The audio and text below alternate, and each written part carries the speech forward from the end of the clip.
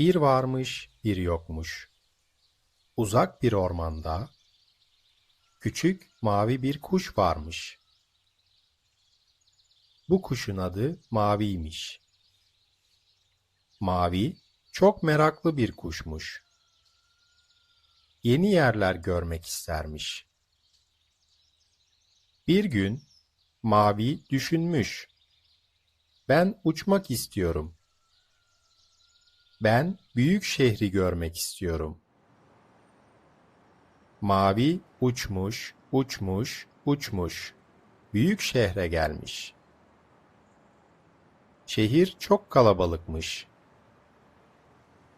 Birçok ev varmış. Birçok insan varmış. Mavi biraz korkmuş. Sonra parkta bir çocuk görmüş. Çocuğun adı Ali'ymiş. Ali, Mavi'yi görmüş ve gülümsemiş. Ali, "Merhaba küçük kuş," demiş. Mavi şaşırmış.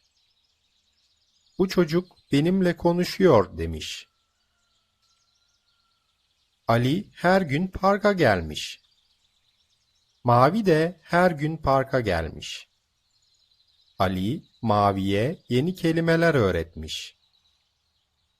Ağaç, gökyüzü, güneş, sevgi. Mavi tekrar etmiş.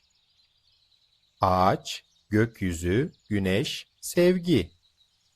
Mavi artık korkmuyormuş. Çünkü onun bir arkadaşı varmış.